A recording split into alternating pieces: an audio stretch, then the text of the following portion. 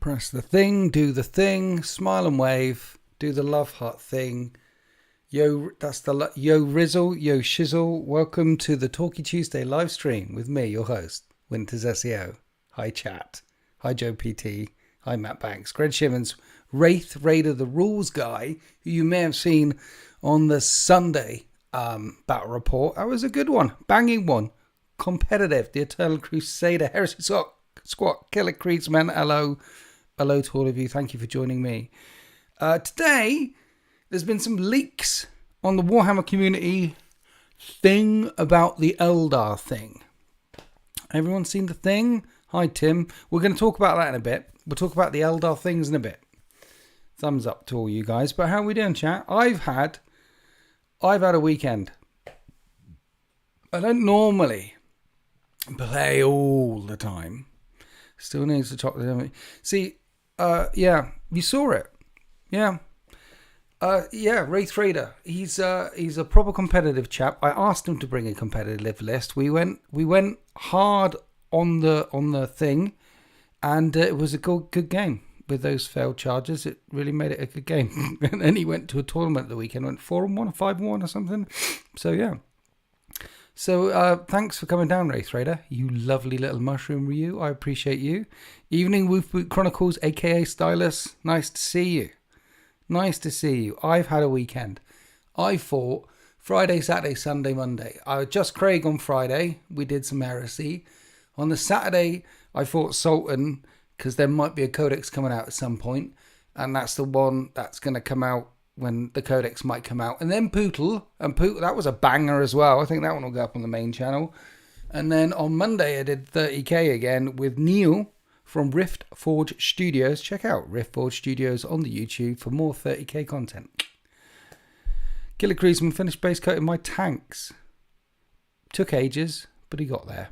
Nice. Gecko, you're the legend. I know nothing, I can prove it. Hello, painting plastic miniatures. Hello, everyone. So anyone over the weekend, as well as painting some tanks? Anyone, Wrath of Constantine, hope you all stay warm. We're rather warm here in the UK. It's like 10 degrees and raining, but it's always 10 degrees and raining. The Elder Codex looks super weak. I mean, army-wide fire and fade and 4 bonus strats a turn, very weak. So very weak. I don't think it's very weak. I think it's a bit strong. So, Gecko says he's been waiting for ages for the Codex as a returning player to the game. The interesting thing, the first thing I want to point out, chuffed. Nice, Killer Kriegsman. You got 1.8 likes on Vets of Frax, a Facebook group. Vets of Frax, Facebook. That's good. Evening Woodsy. No longer buying Emperor's Children. Gonna jump to Age of Sigma with Spookies. Emperor's Children, man, are coming. Everyone's gonna get Empress Children. I think I'm gonna get Empress Children. I like pink. Real men wear pink. And Blood Buffalo is back to mention about the Buffalo Bills and our Lord and Savior Josh Allen. It's -2 in Buffalo apparently. Are they gonna beat the Chiefs? There's people in the UK right now going, "What are you talking about?" But it is a very important time in Buffalo right now. Did he get the MVP? That's what I want to know. Is that done yet? May have been a small amount of sarcasm about it doesn't look strong. Okay, Wraith Raider. Wraith Raider said originally came in with it doesn't look strong, but it was sarcasm. It's hard to tone. I can't detect the tone on the internets. Winters, you already have Empress Children. I don't have Empress Children. I know nothing about Empress Children except for all the things that I know about Empress Children. Apart from that, I know nothing about Empress Children. You have 3 left. So when Killer Kriegsman, you said you did all the tanks, that was a lie as well. We've got lying in the chat. We've got sarcasm. We've got lying. Killer Kriegsman swinging for the bleachers there. That's another American term.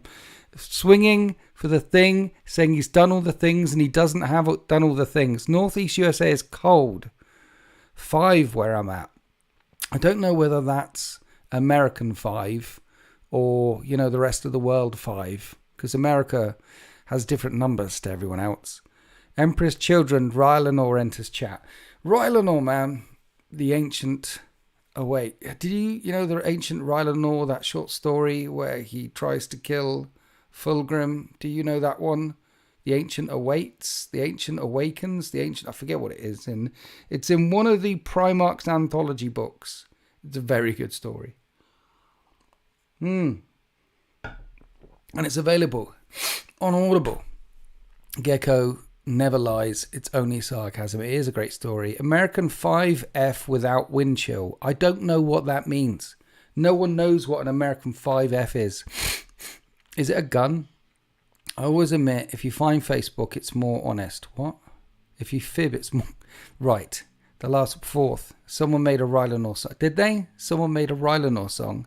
The ancient Rylanor is cool, man. He's one of the cool characters at the start, along with like Sol Tarvitz, the first loyalist.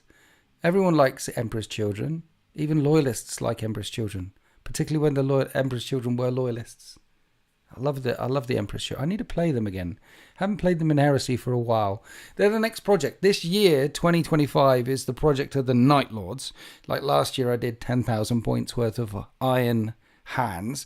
This year I'm going to do Night Lords, but before we get on to the Night Lords, it's going to be many months down the line. I've already done some Necrons for 40k, and I want to add back to the Emperor's Children for the 30k. I've got Fulgrim up there looking at me. I need to do some jumpy dudes, I need to do some bikes. I'm not collecting Eldar. This is not going to happen, ever. Who collects Eldar? Do you know who collects Eldar? People...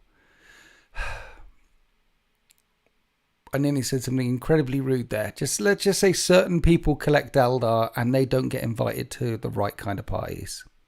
That's what goes on there. Just don't be an Eldar collector if you can avoid it. Instead, be an Eldar killer. Kill the Eldar. Silly people collect Eldar. I know, silly people. Thank you. 5F equals 15C for you normal world people. Thank you for translating American. Sweatlords collect Eldar. Sweatlords have collected Eldar since 1986, I tell you.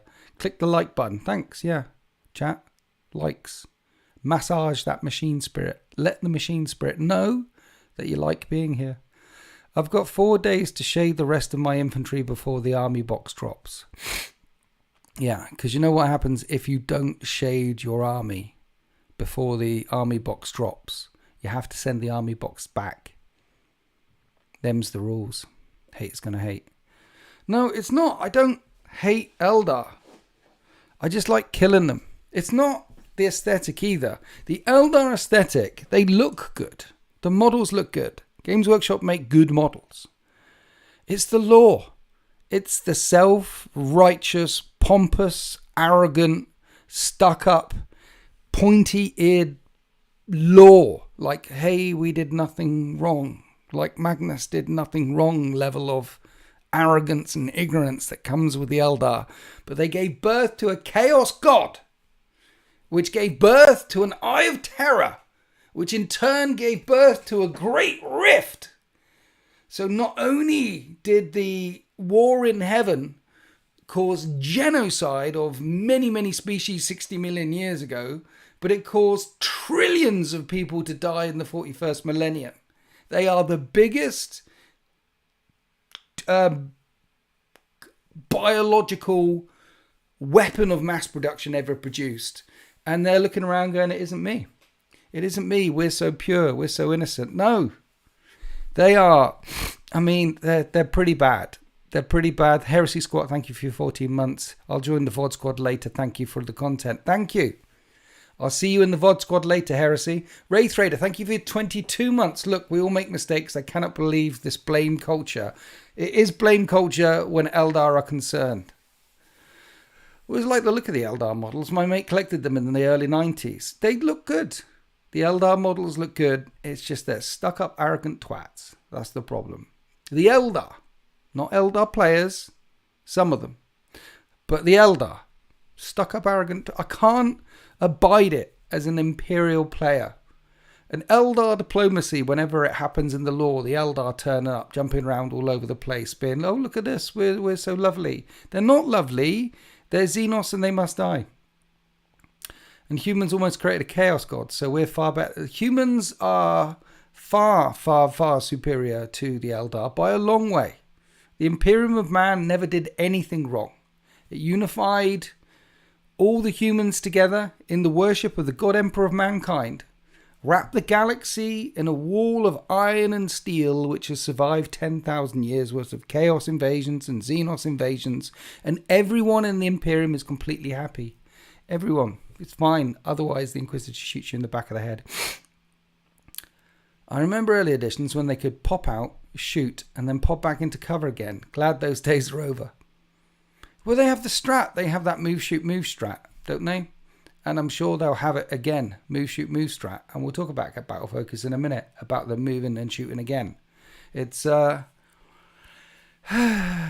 always annoying rules. An argument could be made saying the same for the Imperium. No! No! The Big E is not a chaos god. He is our Lord and Savior. He is, we worship the Emperor and everything's fine. Otherwise, I'll send the local Inquisitor around to shoot you in the head. Phantasm. Yeah, Doom, Guide, Phantasm, move, shoot, move. It's just...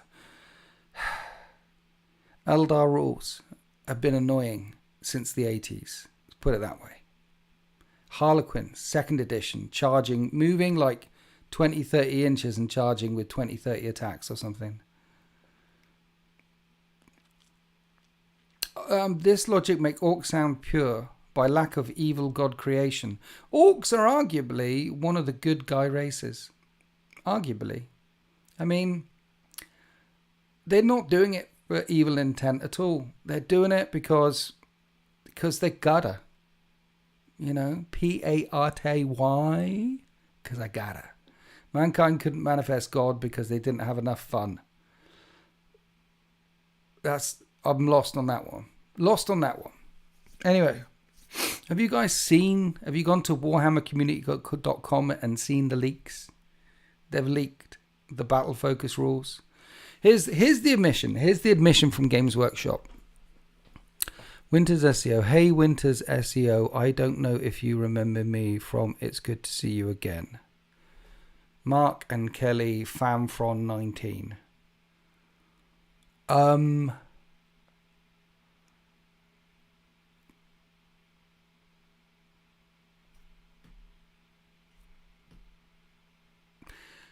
Mr. Disco Citizens.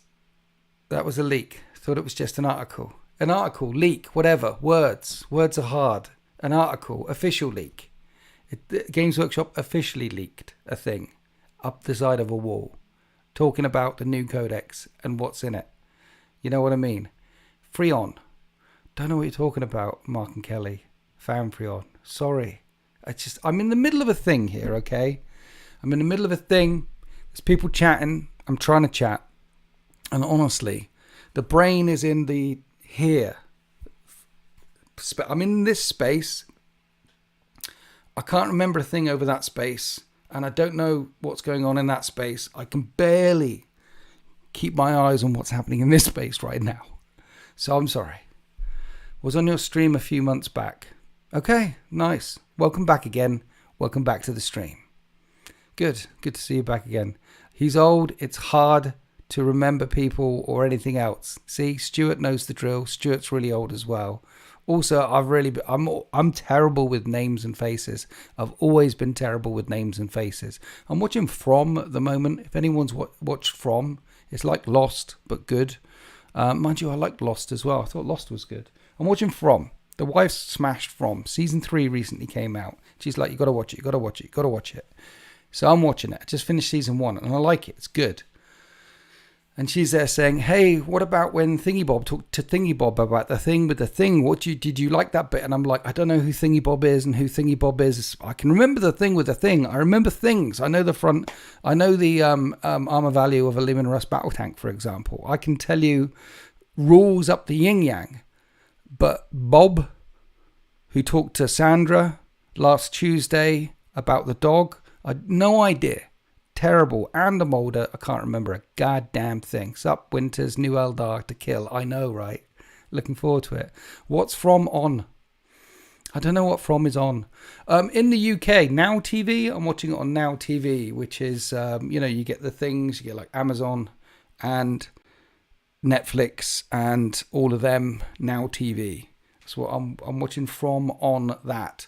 I think I watched The Penguin on Now TV as well. The Penguin, by the way, one of the best TV shows I've seen in years. Should smash that. I have Now TV. I'll take a look. You'll like it. From is good. From is good. It's a bit slow at the start, but once you finish episode 1, season 1, you'll be like, I've got to watch more.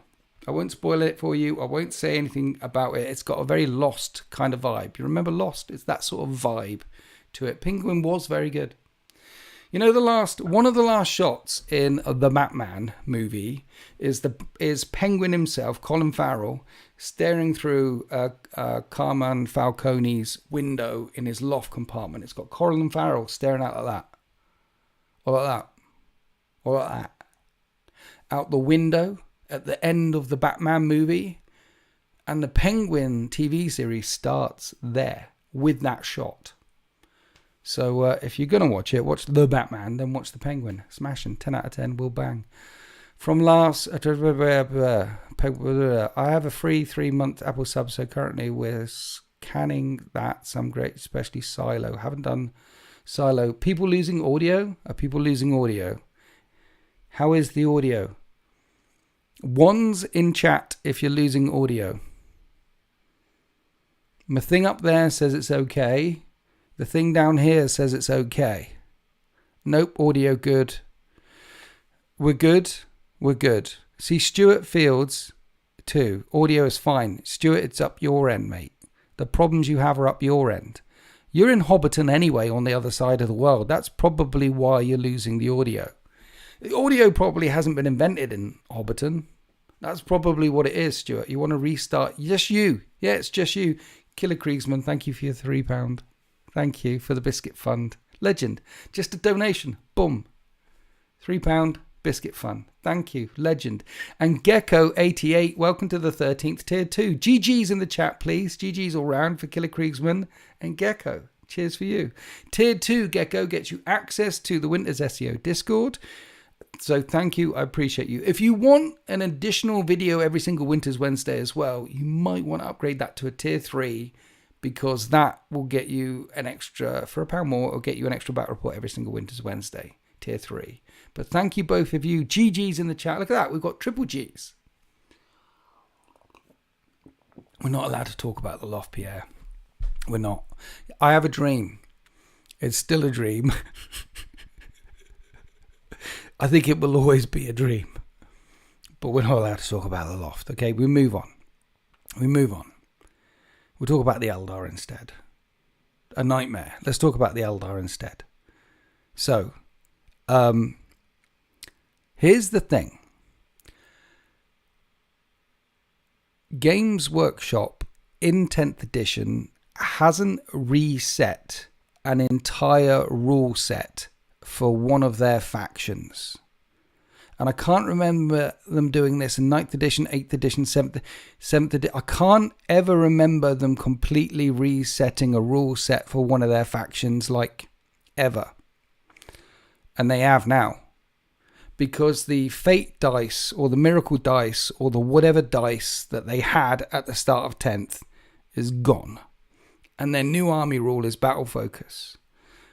So this is the first time Games Workshop have ever completely reset an army rule mid-edition, which either is an admission that they completely screwed up Eldar to such an epic degree that they had to reset it from the ground up, or it's an admission that they completely screwed up Eldar from the start of the edition and they have to reset it from the ground up. I mean, Eldar was such a screwed up launch that they were winning like 70-80% of all, someone in the chat will tell me, they were winning like 79% of all the tournaments. Cat, are you coming in or are you just knocking on the door? We'll see what happens. They were winning 70-90% Fate dice weren't powerful enough, so they gave them stronger rules. Exactly. They were winning 70 or 80% of all the tournaments at the very start of the edition. And it wasn't so much the Fate dice that was screwed. The fact that they had 12 Fate dice and then they had to reset it down to 6 Fate dice because 12 Fate dice was too many. So reset to... They had a mechanic where you could just, instead of rolling a dice, just pick a dice number in a dice rolling game. And they also had a mechanic where you could change any of the dice that you had to a 6 if you had a Farseer, or if you had a thing, or you had a thing. So they had a rule where you could fix dice rolls, a rule where you could manipulate some of the fixed dice rolls. And the main problem with the Eldar Codex, I think, at the start of the edition is Eldar have access to a lot of devastating wounds.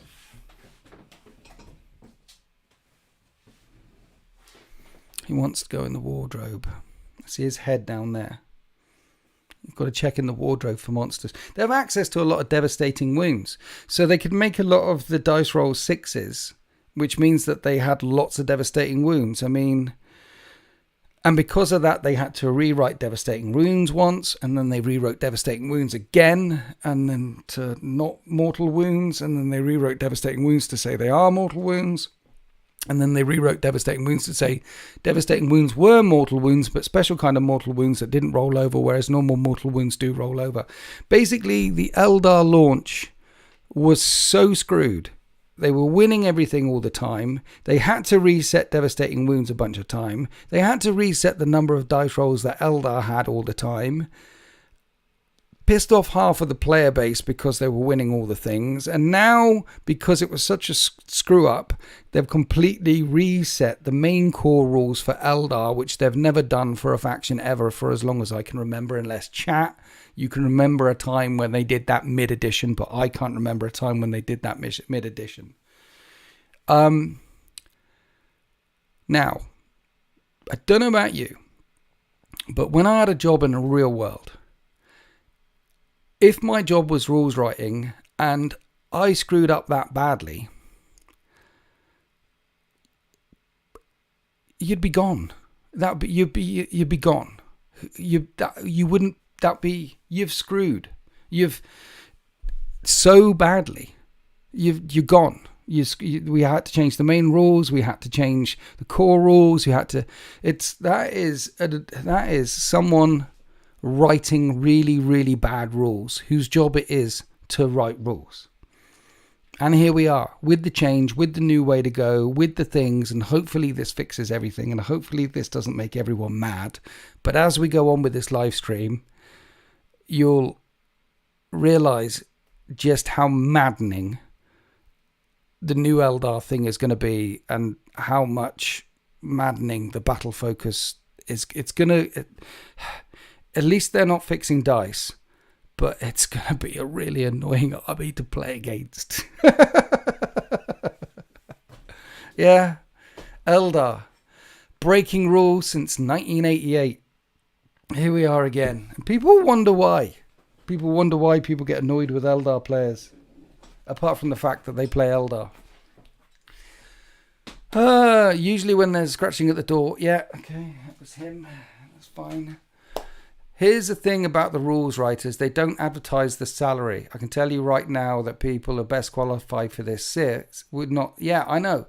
Like Wraith Raider rules guy, I know your thing is, I won't dox you on, but I know that you do read stuff and make sure stuff is accurate is a very core part of your job. Making sure what is on the page is you got to imagine that the person who's writing the rules, they're just getting paid like £1 an hour and free tea and biscuits at lunchtime, and that's about it. And they're having a very bad time.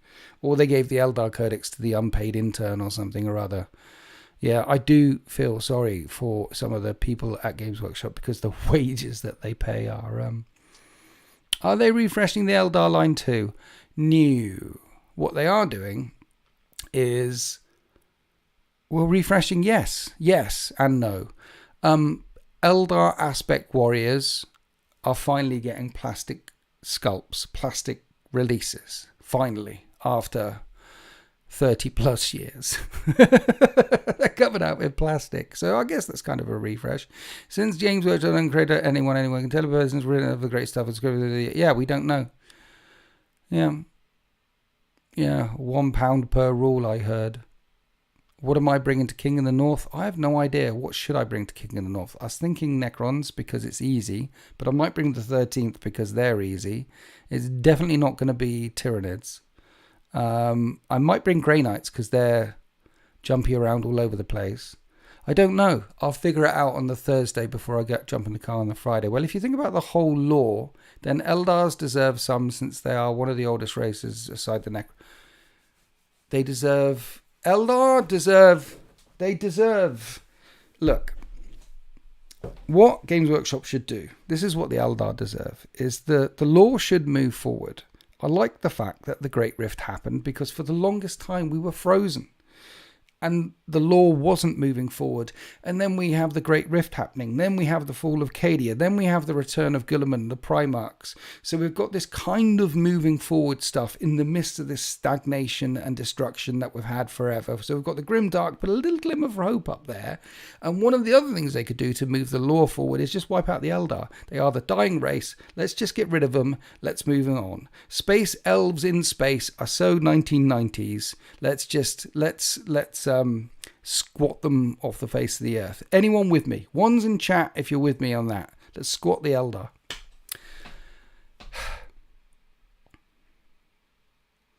Personally, I'm super excited for my Wraith Host attachment. 2? What do you mean 2? I said one's in chat. 2. 1. 2. Never move on from the 90s. It was a good decade. 2, 1, 9, 4, 9!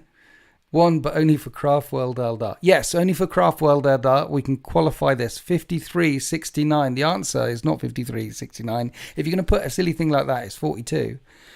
We're only talking about Craftworld Eldar. Let's face it, the Dark Eldar are pretty good, cool, because they don't care. They're evil and they don't care, and I like that. They're not pretentious, stuck-up bastards. They're evil and they know they're evil. They know they did wrong, and they're like, yeah, what are you going to do about it? There's something very Eric Cartman about them, which I like. And space clowns in space are cool as well. Harlequins jumping around all over the place. They look cool on the tabletop if they've been painted by someone who knows how to paint. So those are cool. We're only talking Craftworld Eldar here. Banshees. 2. Let Eldar take the heat. I could tell you a good story about 69 Winters. Don't. What about the Inari? I like the Inari as well. You see, that's moving the lore on as well. That's moving the lore on. Inari is like, let's kill everyone before we die. What dark events happen in a person's life to make them want to be an Eldar player? I don't know. I think they probably had a bad experience with bacon. And as we all know, bacon is the meaning of life. And if you have a bad bacon butty one day, that will turn anyone to the dark side of the force, won't it? When you're killing some Eldar on the channel, maybe this weekend. Because there might be a Codex coming this weekend. All right, me and my Craftworld enemy Arby's are out of here. Oh dear. Everyone's got to have a nemesis. I mean, what I'm saying is Tau take a lot of flack. And I just like slinging an Eldar every now and then. Double bacon sandwich, please. Hey, bacon is the meaning of life, isn't it? Is it Guard Codex launch this weekend? Yes. The Guard stuff is up for pre-order right now, and it comes out on the 25th, the Guard stuff. But I don't know if the Guard Codex is coming out on the 25th, or whether you have to buy the Death Court of Krieg box to get the Guard Codex. And Games Workshop are going to do that thing where the Guard Codex comes out like 3 months after the box to make everyone buy the box. That's probably what they're going to do, right? Speaking of Tau, Gundam have launched their own war game. I know! The Gundam war game. We'll see how that goes. I remember when War Machine came out. I'm sure it'll be popular. I'm sure some people like it. Marvis Crisis Protocol, that one's doing quite well. There's people who like they're doing. Yeah.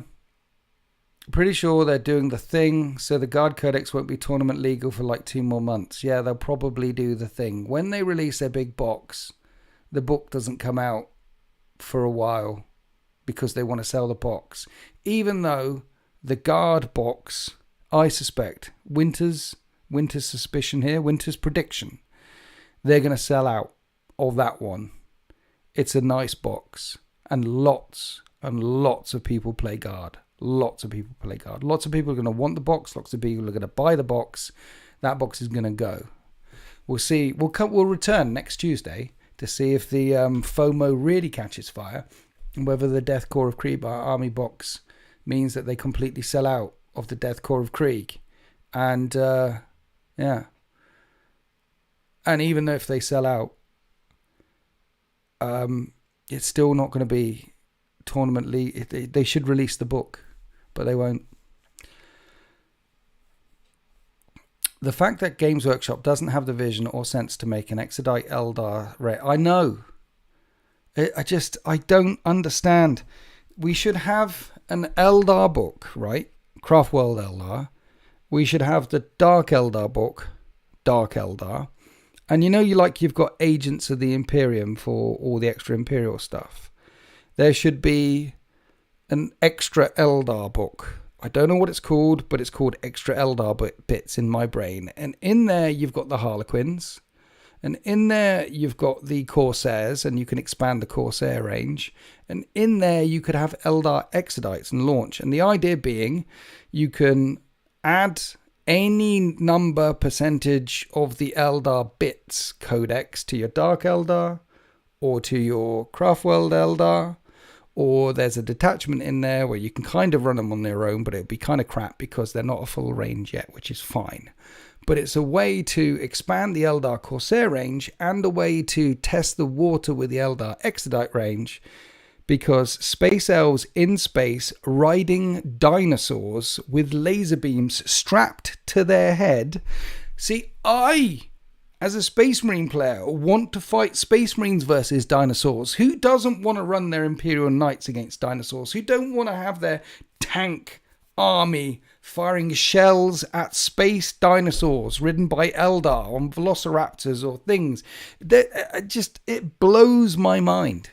They've got a perfect opportunity to introduce space dinosaurs with space Eldar on the battlefields of the 41st millennium. It's ridiculous. It's over the top. It's very grimdark because dinosaurs, Jurassic Park. I mean, that's pretty.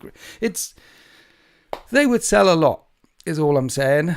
Yeah, but they don't. I think we're going to get there. Honestly, I think we're going to get there. I think they can't make enough miniatures for the hobby now, which is why they're building another factory. They can't make enough. I think we're going to get there. Look, new codexes we've had.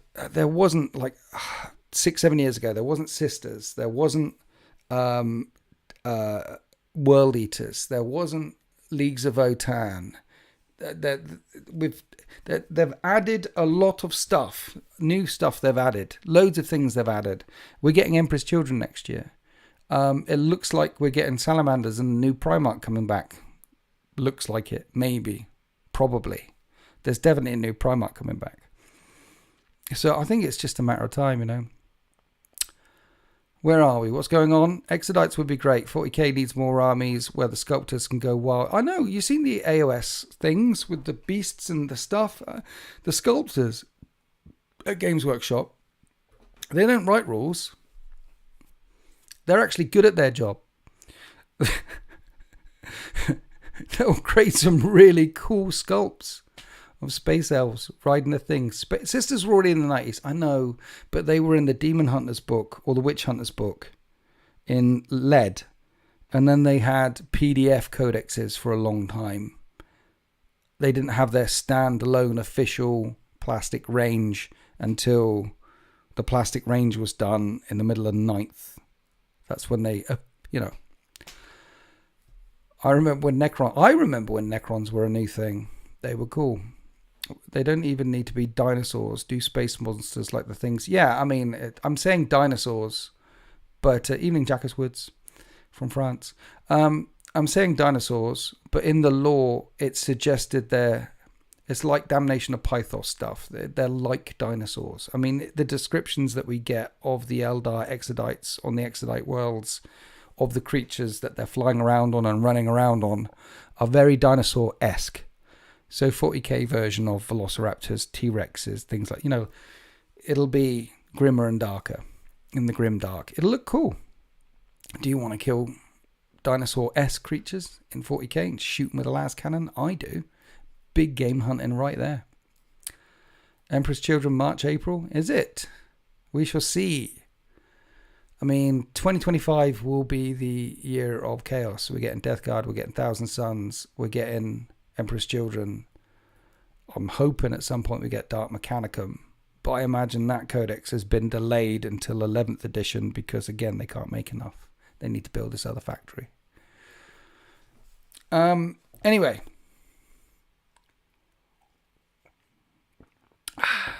I've got my water with me, electrolytes, okay? I'm cock-locked and ready to rock. I'm strapped in, ready to talk about Battle Focus. Are you guys ready to talk about Battle Focus? Do you want to talk about Battle Focus? Are we talking about Battle Focus?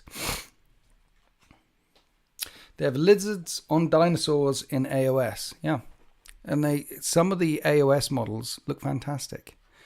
And so they could sculpt something like that, yeah. EC Demon Engines, when? I don't know. I don't think we're going to get Demon Engines in the Emperor's Children Codex.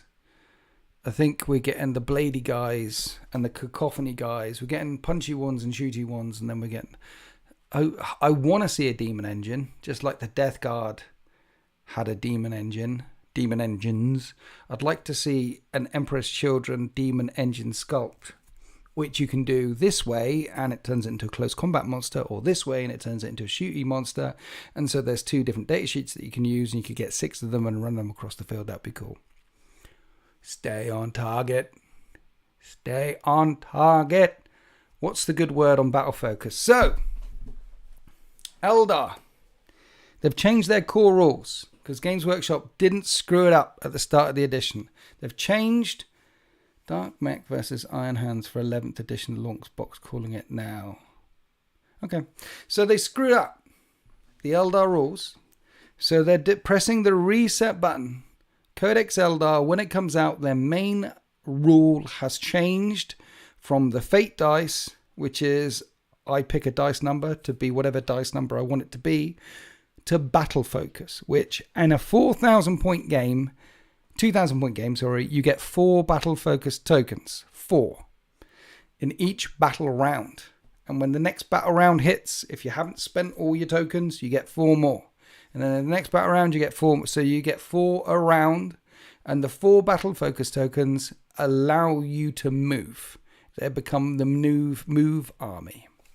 John Battle, thank you for your 29 months. Very generous of you. Oh, Farseer Winters, tell me more about the Battle Focus. It's a thing. It's not a thing, okay? Battle Focus is a thing. Farseer Winters isn't a thing. Thank you for your 29 months. I thought the cat was on me earlier on. My pussy was on my face. I feel like I've got fur all over my face, under my nose. You know, sometimes you get pussy on your face. I feel like... is there any further? Cat. Have we got any further? Is it gone? Are we good? Battle Focus. That's not a very eldery name. Battle Focus. They've got Battle Focus.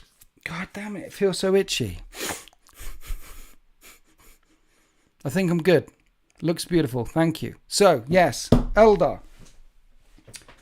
The Eldar get 4 Battle Focus tokens every battle round, and it allows them to spend these battle focus on movement. And essentially, you can use 1 token for 1 thing per phase, unless it's stated otherwise. So the most common one that you're going to see people use is Swift as the Wind. And in the Eldar movement phase, they can spend a token on this thing, or a token on this thing, and they get +2 to their movement. So, for example, a lot of Eldar infantry models move 8 inches. They're going to be moving 10. They're going to move in 10. They're going to be moving 10. They're going to move in 10. And swift as the wind, the reason why it's the most common one is because you can normally, in the rules it says, you can normally spend, you can't do the same battle focus move more than once per phase unless otherwise stated, except for swift as the wind. So the Eldar are going to be moving further. So you're going to think that that War Walker is going to be moving 10 inches, but instead it moves 12. You're going to be thinking that those Howling Banshees are moving 8, but really they're going to be moving 10. They move further. And then there's one called Star Engines, which they can put on vehicles, not Titanic. And instead of moving +2, they move plus D6 +1. So they're going to be moving a minimum 2 to a maximum of 7, which can get fire prisms up to a 21-inch move. And those are 2 of the battle focus things they can do. Move further. But there's 4 they can pick from. One of them is fade back, which is when you shoot an Eldar unit, after it's been shot at, it can move D6 +1. So you shoot at those Guardians. And Guardians can do it for free without spending a battle focus token. That's what's been shown in the Warhammer community. You shoot at Guardians, and they're moving D6 +1. And they can do it even if you've used the token on another unit, on another thing in the same phase. It means you can do it. But who brings Guardians? So you shoot at an Eldar unit, they move D6 +1, and suddenly the rest of your army can't shoot at that unit because they can't see that unit anymore. Or all of a sudden, that unit has moved D6 +1 inches, and you thought that you were taking a primary objective or a secondary objective, and all of a sudden they stop you scoring a primary or secondary objective. It allowed them to move out of the way. It'll allow them to score or deny primaries or secondaries. That's fade back when you shoot at them. You got sudden strike. When they pile in or consolidate, they can move 6 inches instead of 3. You've got opportunity seized, and that's when an enemy moves out of engagement range of them. They now move, because normally you do a fullback move from the Eldar, and then I can shoot at the Eldar. No. You do a fullback move from the Eldar. Now the Eldar move D6 +1, and now all of a sudden you can't see them anymore. So you can't shoot at the unit that you fell back from.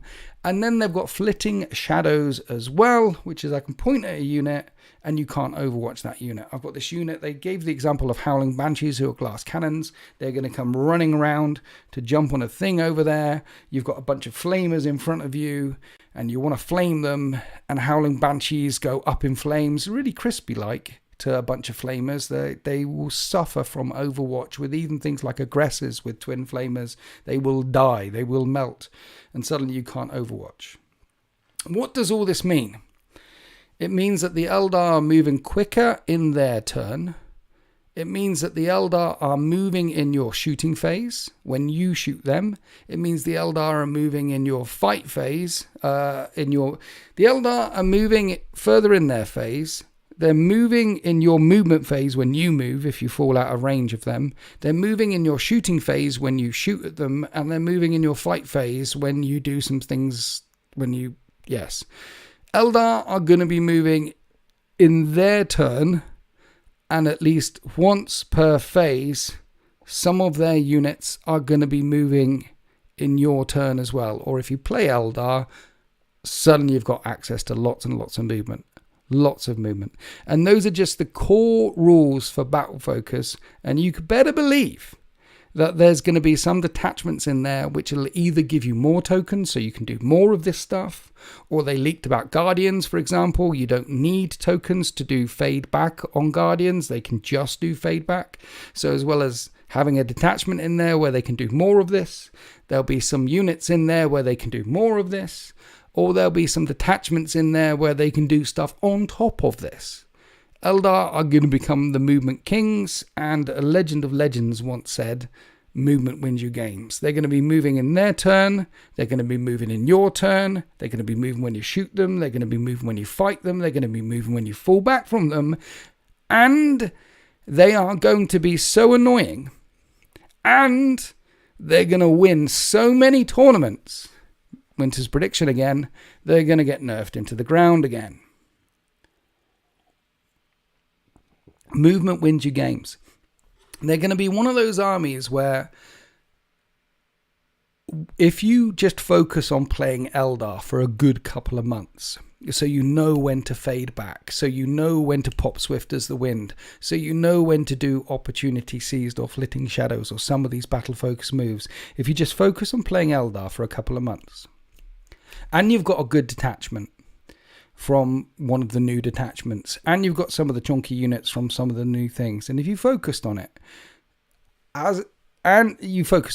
and you've got CP, of course, and you've got stratagems, of course, and you've got the basic rules that they have on their data sheets, of course. If you just focused on it for a couple of months, you will get very, very, very good at moving with Eldar and denying points and scoring points and move blocking and zipping out of the way, zipping into cover, zipping into the... You're going to get very good at it very quickly, and there are competitive players out there who go to LVOs and ITCs and RACs and RAFs and GTCs and GCSEs. And there's people out there that do all of these. They're going to get extremely good at moving with the Eldar, and they're going to win everything because movement wins your games. Yeah, that's my prediction for Eldar for 2025. My second prediction is Eldar Aspect Warriors are going to be bonkers good because they're re-releasing them in plastic. So whenever Games Workshop release something, the new plastic, whatever the plastic is definitely the crack you want to be smoking. It will be the good crack. So you're going to be looking at the colours of the Skittles pack running around all over the table, doing crazy stuff in their turn and in your turn, and winning all the things all the times. Basically, if you're an Eldar player out there, they've ditched the core rules that you used to have, which were highly annoying, and have given you a bunch of new core rules, which are going to be highly annoying, and you're going to be fine. If you're an Eldar player out there, and you know about the leaks, the official leaks that they've given away on the Warhammer community website, do not be afraid. Rejoice, brothers and sisters, rejoice. Your army is going to be swift as the wind. Let's go to the comment section. Time to dust off the Sam Hine. Yeah, I mean, imagine if there is like a biker detachment in it on top of all this movement stuff. They are going to be rapid. They have said that not every single unit in the book will have the battle focus ability. There'll be some in there that probably don't have it. Like, for example, in the Space Marine book, like servitors don't get Oath of Moment, or you know what I mean? You're going to have some things in there. I haven't got it, but most of it is pointy-eared Eldar stuff, so most of it will have it most of the time. Horde armies should be able to block it. Horde armies should be able to block it, yes. Yes, Horde armies should be able to block it, unless you do the Eldar Horde thing yourself, and you Horde up from an Eldar point of view, and Horde the Horde, and then play a 6-hour battle report, where you've got Horde on Horde action. It feels like wild conjecture here. If Phantasm and Fire and Fade have been replaced due to the new battle focus, then it isn't as bad as that. Just kill them and use and interact. Well, here's the thing. So Phantasm, Fire and Fade, those sort of stratagems, which detachment are they going to be in? Like when they release the Space Marine, whenever they release a new... So the Combined Arms detachment in the guard book, Brain, the Combined Arms detachment, guard codex, standard guard army that everyone's been running this time, hasn't got all the stratagems in that everyone's been running for the last 18 months. It's got most of them, but some of them have moved to other detachments. So the stratagems are still there in the guard book, but they're in other detachments. And that's happened, and we've seen it in all the codexes that come out in 10th. They haven't binned off stratagems completely. What they've done is move them around. So they'll be there, but where will they be is the question. E.g., Termagant, Guard. Yeah, I mean, yeah, Horde against Eldar will be able to move block. Horde has always been able to move block. Horde up as much as you can. You'll be able to move block some stuff. The problem is, in a tournament or a competitive scene, there are people who do bring Horde lists to the major events. And they do work well against some things. But at the major events, the best lists are able to deal with Horde very, very easily. That's why Horde stuff can do well and sometimes does do well at major events, but it's rare. I think the last proper Horde army that took over the world was Khorne demon armies back in 8th edition. The Australians were busting out the bag. There was also Chaos Cultists, Horde, that Alfarius type ones that were doing well in the Chaos Space Marine Codex when that one first dropped for a couple of months in a couple of GTs until that got countered pretty hard and then people stopped running that one. So it works for a bit, but if you build a list that relies on Horde, it won't work at a major event. And if you build a list that relies on really big knights, for example, and big chonking kill boxes, hit boxes, it doesn't work at those major events. It might work down your local store, or it might work in your local gaming group once or twice, but then people counter it. What you need when you're doing competitive lists is have something that can deal with the Horde and something that can deal with the chonk. You need both. Otherwise, you haven't really got a competitive list. If you've got a list that can't deal with a chonk, then it's not a proper list. If you've got a list that can't deal with a Horde, then it's not a proper list. It leans too much one way. But you can do that. You can lean too much one way if you want to go to an event and hope you don't meet the rock to your paper or the scissor to your thing. You can do that. And some people do that. I said do. And sometimes it does work. Once played a game with Nidsby Guard, over 200 models on the table. Yeah, I mean, 200 models on the table with Nidsby Guard, those are rookie numbers. You've got to pump those numbers up. Mordian Glory did a Throne of Skulls thing where his single army had 180 models. That in his army alone was 180 models minus the characters he had attached to them. That's Horde. Yeah, and it works if you don't meet the rock to your scissors or the thing to your thing. You can gum up the board. You can gum up boards. Problem with playing two massive Horde armies, as I say, it takes all day. Anyway, so battle focus. Battle focus is a thing. Eldar are going to be the fast army, zipping around all over the place and moving in your turn and reacting in your turn. Let's face it, people can always react in your turn. They're called stratagems. And there's lots of armies out there that have access to reaction stratagems that allow movement. Like squad tactics, straight out the Space Marine book. If a unit moves within 9 of a thing, then this unit can move D6 inches or 6 inches if it's the tactical doctrine. Everyone's got access to stratagems like that. The Eldar, in their new book, will have access to stratagems like that, as well as the battle-focused things they can do where if you shoot them, they move. If you fall out of combat with them, they move. They're only doing this once per unit per phase, but they are doing this once per unit per phase on top of the stratagem where they can move. You're going to see things like this, for example. I'm going to move around and you're going to do your squad tactics thing where you now move. I've come within range of you, so squad tactics, I now move D6 inches. Great. And then you move around some, and then they move again because battle focus lets them move again. You're going to see stuff like that happen. It's gonna be insane while we all get our head around it. I'm here for it. I'm here for finding out how to unlock the Eldar tricks and how to kill them all. Indirect fire, I think, is gonna be the answer.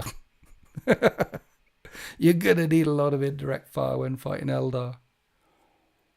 What do we think, chat? What do we think? That's the killer. Strats plus 4 extra. I know, right? It's going to be strats on top of the things. They're going to move very, very far, very, very quickly, all the time. And the other thing about it is, as people get their head around it, the game will be slow at the start, because you're going to be playing with your strats and your core abilities and your battle focus stuff. But once you've played it a few times, if you play against an Eldar player that really knows what they're doing, it's going to be a gotcha army. It's going to be gotcha, gotcha, gotcha. Basilisks are going to be key. Biovores are going to be key. Whirlwinds are going to be key. Mind you, the Eldar have access to indirect fire, right? Like Night Spinners and D cannons and all that sort of stuff. They've got access to a lot of indirect fire as well. But yeah, they're going to be moving a lot. So, yeah. I suspect Ultramarines with 3 Whirlwinds will be a counter with double oath. Yeah. So, yes. Yeah.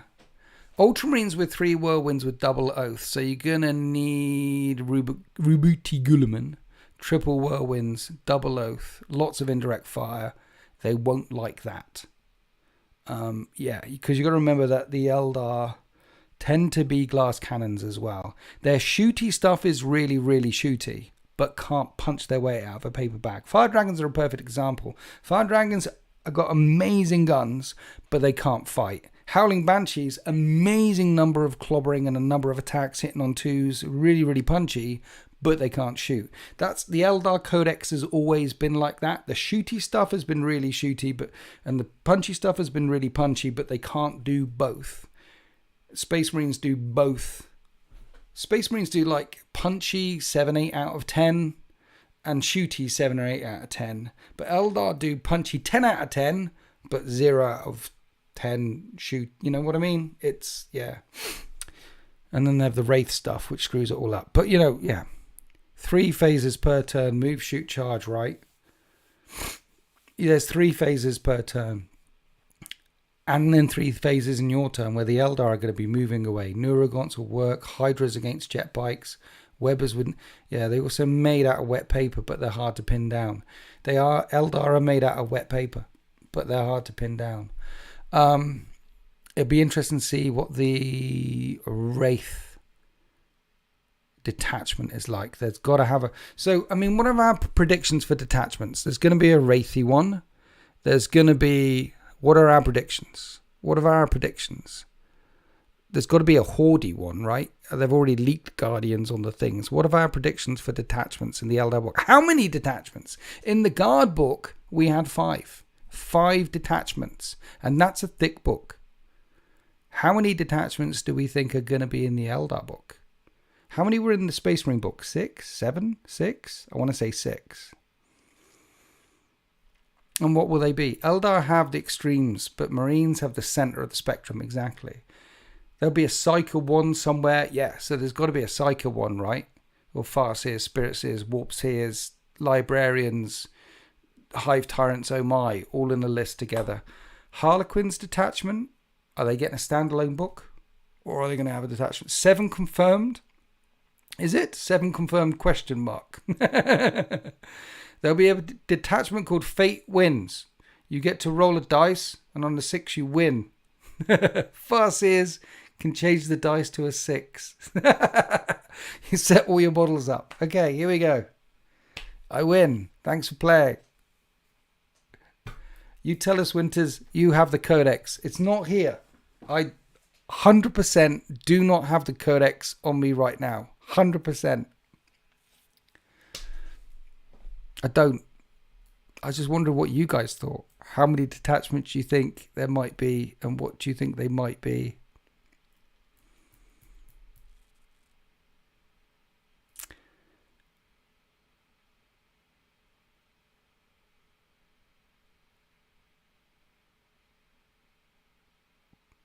I think they're going to be good. I think the Guard Codex is pretty good. I like the Guard Codex. I like more than half of the detachments in the Guard Codex. I like what they've done with some of the rules there. I didn't like the day one fact. That annoyed me. Is Sultan doing his homework? I believe Games Workshop was told of 7. Okay. Custodes and Gene Stealers are big mad. They only got 3. I'm down with that. I'm down with Custodes only having 3. I'm down with some books only having 3 or 4 and some books having 8 or 9. I'm down with that. I mean, when the World Eaters come out, there's going to be 2, right, for World Eaters.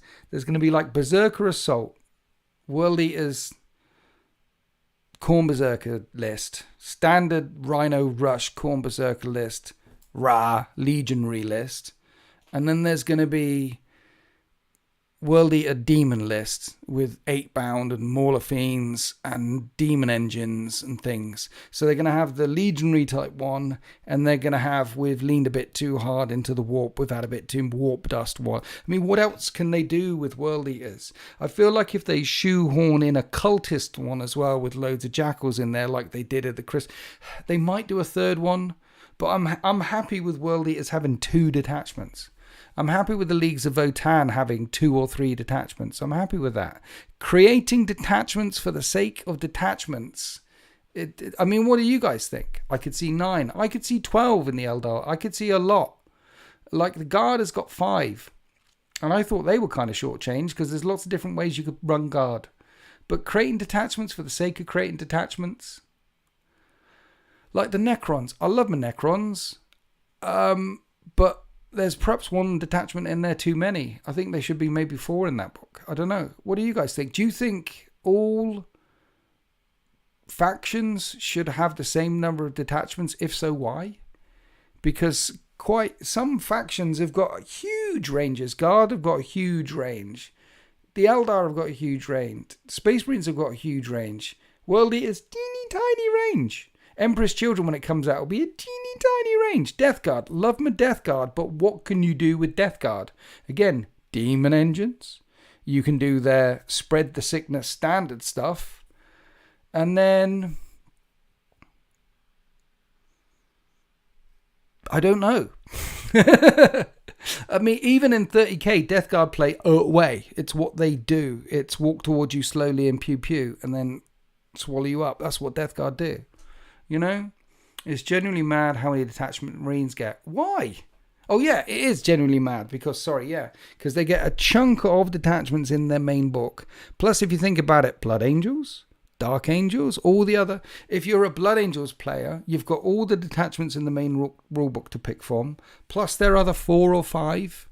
I mean, Blood Angels players have got like 10 detachments that they can choose to play. Maybe 9, maybe 11, I don't know. There's a lot of detachments. But that is more a reflection of how big the model range is rather than, not the same. It should be based on lore. I agree. It should be based on lore. Detachment should be based on narrative reasons. Agree.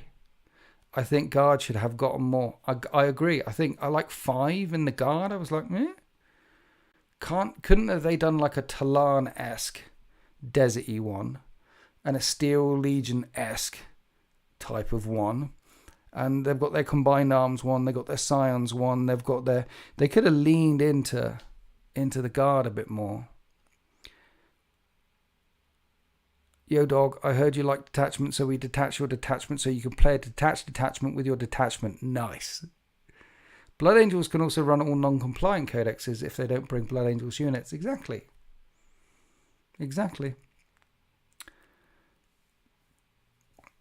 Quality over quantity, but it is good to have a variety to choose. It's always good to have a variety to choose from. But sometimes it is a false freedom of choice. Preach, Tim, preach. Take Knight's Army rule. Most people forget there's a second oath to use. I know. Like, they should just get rid of the second oath when it comes out. Like, this is your army rule, stick to that. I don't see, like, sometimes there's rules for the sake of rules, you know? It just, like, you get a lot of detachments which say, I'll give you an example. Star Shatter Necrons. +1 to hit if you shoot stuff on objectives, and all vehicles and mounted units get assault. Why both? Why couldn't it have just come out to say +1 if you shoot at stuff on objectives. Done. There's other ones. What was that other detachment? Bridgehead Assault for Scions from the Grotmas Christmas calendar. All infantry, Scions that disembark from vehicles get +1 to wound. All infantry reroll hit rolls of 1.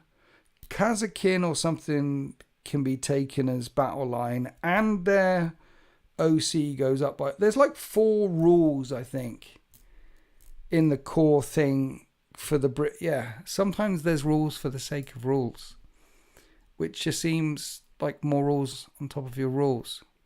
So as a Dark Angels player, I get 6 core, 3 Dark Angels, and 2 Grotmas. So as a Dark Angels player, you have access to 11 detachments. That's a lot of detachments. And I would be happy, completely happy, as a Death Guard player, to have 2. You can have your 11. I'd be happy with 2. I'd be happy with Horde infantry. I have 3. Let's say 3. Combined, mix everything up, standard detachment. A Horde infantry 1 where you're mainly on foot, because that's what OG Death Guard was. Walk slowly forward. And then a Demon Engine 1 when they've been dabbling a bit too much in the Warp Dust. I'd be happy with 3. So long as all 3 of them are viable, narrative, tasty, smelly goodness. My brain hurts with all the rules. Trying to ignore the Grotma stuff. Yeah, man. The Grotma stuff is like I've looked at... See, I should really have looked at all the Grotmas things, Stuart Fields, but I've mainly ignored it too. I've looked at a couple of them. I looked at the Death Guard 1, the Necron 1, the Knight 1. There's a couple of others I looked at, and then I was like, no, this is too much. There's like 24 of these things. I'm not looking at all of them. It's too much. I think you just got to focus on your bit of the hobby. And focus on that. The Tyranid 1, I looked on that as well. The thing is, though, my little bit of the hobby, I've got like 11 40k armies. So it's not very little. It's quite big. I just focus on the bits that I'm playing at the moment. And they're like, okay, I'm playing with these right now. I'll look at these right now. I'll play with those detachments right now. Ah, dear. The mold moves slowly towards you. That's what they... Yeah. Yeah. Slow infantry... Not necessarily slow, like relentless, like it moves at a speed and can't be slowed. Can't be slowed by anything. This -2, you know, the things, you know, all the things like take a battle shock test, -2 to move, those sort of things that slow you down. The dark, if there is one army that has a rule, that if there's one army in 40k that has rules to say it can never be slowed, it can never have its movement reduced by any rules ever, that army should be the Death Guard, because that's how they've always functioned in the lore. That's how they always function. That's how they function in 30k. That's how they function in 40k. That's how the siege of the Astronomicon, the Hollow Mountain, that's how that went down. It didn't matter whether they were going up the side of a mountain, through a valley, through a river, through whatever. They move at the speed of death. And they can't be slowed, stopped. They can't. They're like the Terminator. They're going to get you. You know what I mean? I'll be happy with 3 or 4. Yep, sticking defiantly to my Raven Guard and Khorne Demons. Nice and simple. That's what you should do. If you like your Raven Guard, stick to them. Focus on building that project. Focus on the detachment and playing that and having fun with that. And your Khorne Demons, focus on building up that project. Focus on your demon rules. And that's it. And don't worry about all the other chaos and the explosions and the fireworks that are blowing up overhead. I think Nid should also be there. What do you mean? Nid should also be there.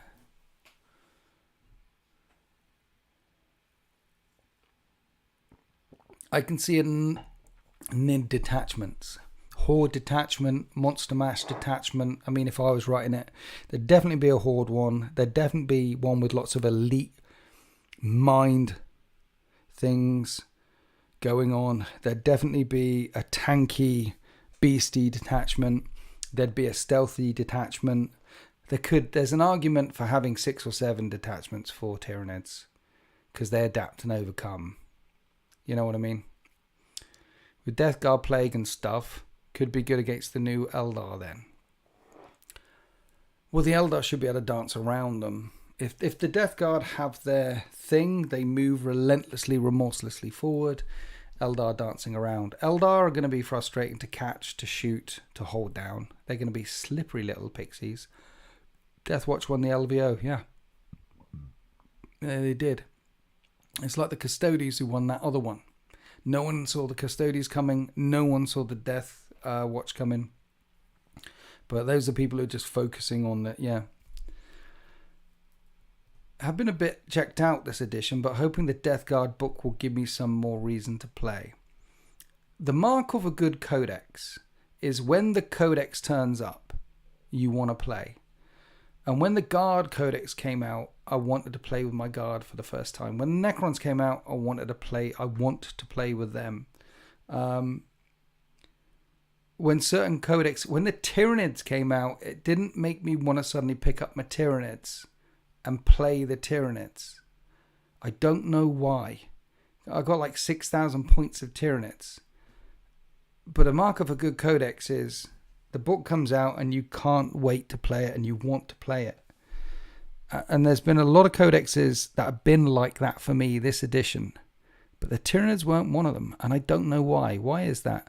Stuart Fields, thank you for your 14 months. Absolute legend. Got double Winter's Wormhole games happening at the weekend. 2 tables, 8 players. Can't wait. You're playing Winter's Wormhole. You're going to love it, man. You're going to love it. So 4 on each table. 4 on one table, 4 on another table with the Wormhole. That gets very crazy very quickly. Word of advice, bring normal rounded lists. If you lean too much one way or the other, the mission pack will break it. Clunky things can happen. It can get clunky. Just bring a normal-ish lists. I always wanted to play with Nids. I like Nids. I've loved Nids. I love Nids. They were the first Xenos army I ever got. They've got so much flavor. They've got so much... Again, a massive model range, very supported. They can do lots of different things, but there's something about that codex. Like the Necron one, I still really, really want to play it. The Guard one, I want to play Combined Arms. I want to play the Scion one. I want to play my tank thing again. There's still a few things in there and a few ways of playing the Guard that I want to do. The Necron I still want to do. What have I got over here? Orcs, when that came out, like Bully Boys and the Press the Button Judge Dredd Mob 1, I wanted to do that. Warhost still good. The Orcs Codex makes me want to play my Orcs. But Mechanicus, I'm looking at Mechanicus. That came out and I was like, I don't want to... I think the mark of a good codex is when the codex drops and you read it, you're like, I want to play this game. And I didn't get that with my Tyranids or Mechanicus. But I got that feeling with the Guard, and I get a feeling that Eldar players are really going to get that feeling with the Eldar Codex. The reason you didn't want to play Nids, Army Rule or Battle Shock. Hi, by the way. Hi, Badger King. The Nid Codex was the first to drop, so it might be that. I don't think it's because it was the first or the 10th or whatever. It's because it was the first to drop. Like... I didn't expect to like the Guard Codex as much as I liked the Guard Codex. I read it, I'm like, I really want to try this out. And then when you're flipping through the Orc one, I'm like, I really want to try this out. This sounds fun. I want to give this a go. This works. I think the Nid one, I don't know what it is. I think maybe it's the fact that they play so differently now because there is no psychic phase, right? There were a couple of armies that were really affected by the change to the psychic phase. And Thousand Sons weren't. Thousand Sons are basically the army that still has a psychic phase with their Cabal token things. But Eldar play differently, Grey Knights play differently, Tyranids play differently. You used to have... Everyone had access to the psychic phase, but some of them... Like Grey Knights, for example... Before the psychic phase happened, in your movement phase, you were thinking about where am I going to put some units and what spells am I going to cast before you moved anything. And you did that kind of most of the time with most Tyranid units as well. The movement phase, you were thinking in advance. I mean, all of us do that. We think, I'm going to move here to shoot that. I'm going to move here to charge. We think that anyway, right? That's what 40k is. How do I move to make that happen? How do I that's what 40k is. But Grey Knights and Tyranids, you're thinking, if I move here, I want this to happen to buff that thing over there, so that happens over there. There was a couple of dominoes that need to fall in Grey Knights to make Grey Knights sing. And when you manage to pull it off, like bring a thing in here, deep strike it down. I brought the thing in here, I deep struck the thing in here, and this thing over here is going to give the thing over there the thing, and then they're going to go charge. When you managed to pull off those dominoes, you were like, yeah, I'm a genius. And it was kind of the same with Tyranids. And I think the fact that the psychic changes changed so much that it's just all rolled into their core rules. I don't have to think about that one chucking it on that one. It's simplified it a bit, but it hasn't really simplified it that much either, because every single unit has got their own rules for their own thing, for the thing, and then the detachments on the thing, then the strat. It's missing something. It's not, or maybe it's not missing something. Maybe that's just the way I don't know. All I know, it can't be the addition, and it can't be the psychic phase, because I like playing Grey Knights in this edition. I put them off for a long time because I was trying out all the other stuff. But every time I've played Grey Knights in this edition, I've really enjoyed playing Grey Knights. They move a long way. They're a movement-based army. I love playing with the Grey Knights. Grey Knights are cool, and I like playing with the Tyranids. I'm not as excited as playing with the Tyranids as I am with, say, Grey Knights or the Guard or some of the... I'm looking back at the Orc book still, and the Necron book still, and there's still some detachments and still some ways of playing that I want to go back and try. And when I look back at the Tyranid stuff, there's like... I like playing Tyranids, but... that Codex doesn't shout to me in the same way that the Orc Codex still is, in the way that the Space Marine Codex still is. Storm Lance Detachment that Wraith Raider did, exciting, want to try that out myself. The Raven Guard, there's still some juice to be milked from the Space Marine Codex. And I still want to, yeah. But a good Codex should make you want to play that force. And the Space Marine Codex is good because it still makes me want... the Codex itself makes me want to try Space Marine stuff still. And the Necron Codex and the Orc Codex is good, and it makes me want to try that stuff still. But the Mechanicum one doesn't make... the Mechanicum... I want to play Mechanicum because I want to play Mechanicum. I want to play Tyranids because I want to play Tyranids. I don't want to play it because the Codex makes me want to play it. Custodes, the same thing. I want to play Custodes because I've got Custodes. Not because the Codex makes me want to... puts ideas in my brain that I want to bring to life on the tabletop. And that's what the Guard Codex did. It put a load of ideas in my brain that I want to bring into life. Am I alone? Do you guys... hello? Is this thing on? Do you know what I mean? Is it just me? Is it me? I'm sorry. It's not you. It's me. Is it? Do you know? Have you tried many of the other detachments? What? I've tried many detachments, different things and different stuff. We agree. Okay, thank you. I don't know what you mean. I've tried the Tyranid ones. See, this is the other thing about it is... some codexes, some detachments are very restrictive. Like you really need to bring these things. And some detachments aren't. And you get that in the Space Marine book. You get that in the Orc book. You get that in all the books. Some detachments are clearly in mind for running tanks and not infantry. Which is fine. But you also need the broader, I would like to pick up my Codex. Space Wolf player. Yeah, Space Wolves are coming at some point. Agreed. Played Tyranids for years, but not anymore.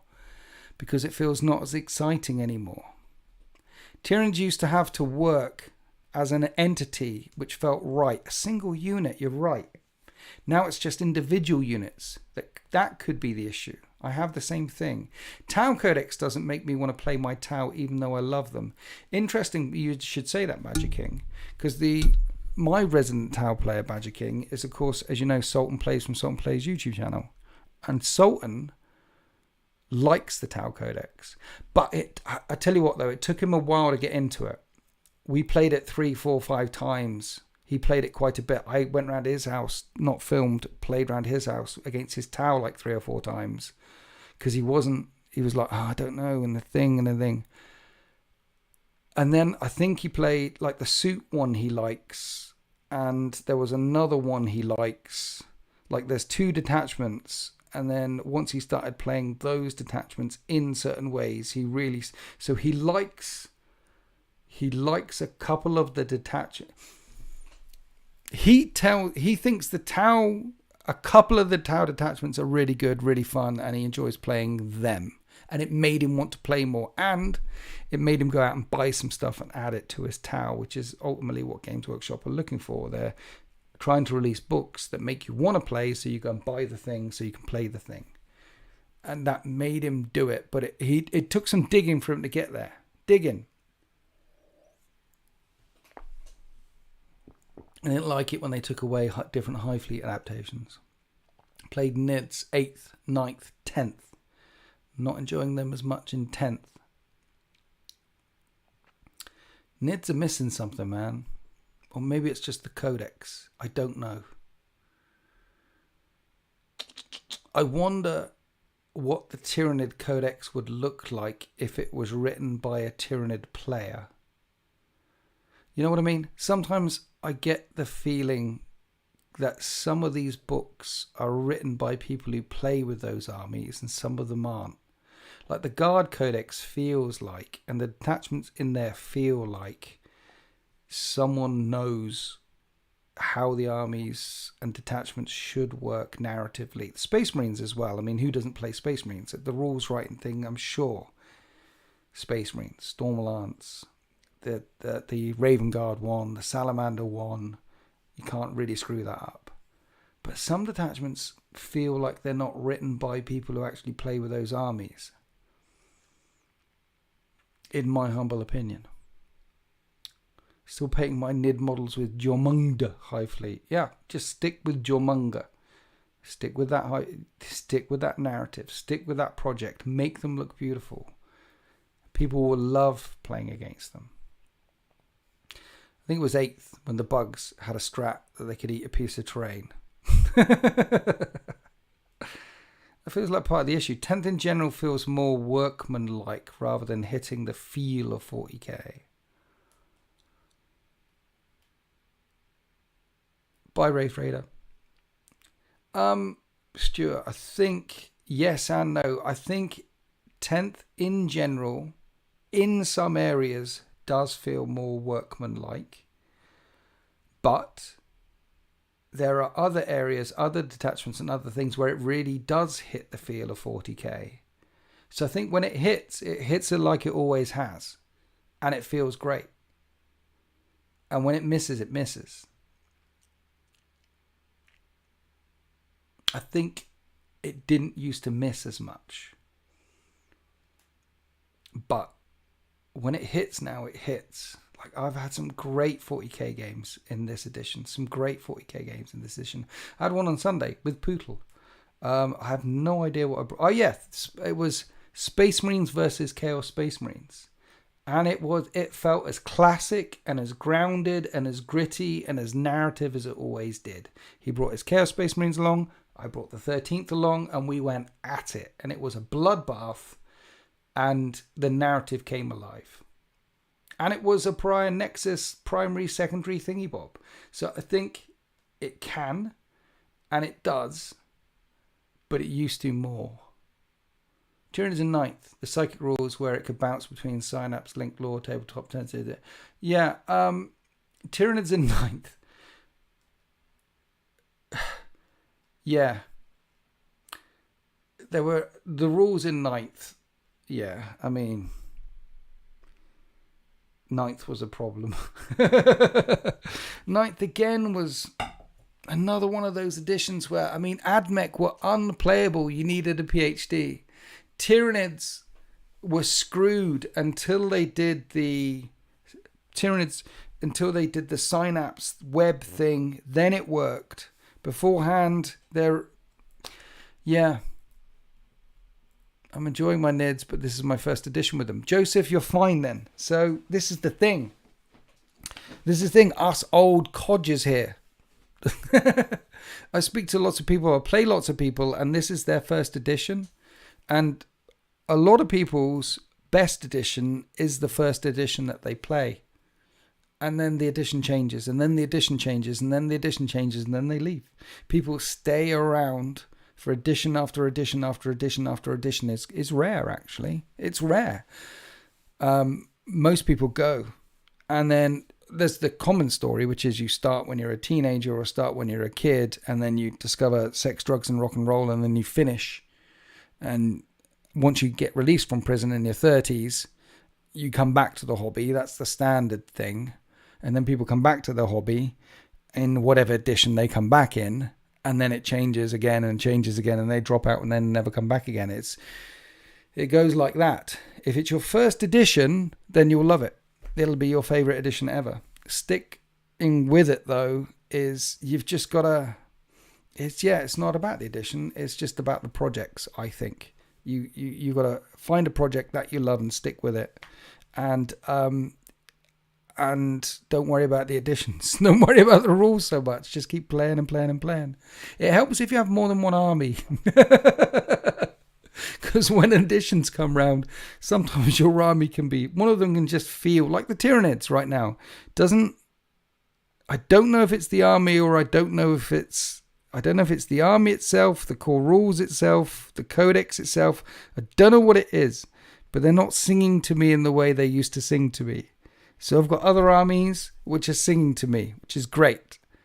I'll get back to the I sat out Admech all the way through 9th, and it looks like I'm setting out Admech all the way through 10th as well. I'm sure I'll get back to Admech at some point, unless someone wants to make me a nice offer, because I've genuinely thought about selling them.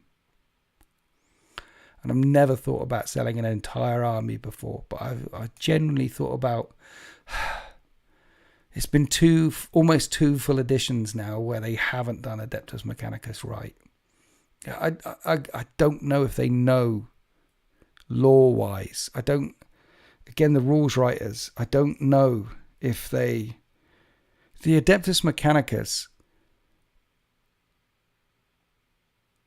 The Imperium of Man consists of the Imperium and the Admech.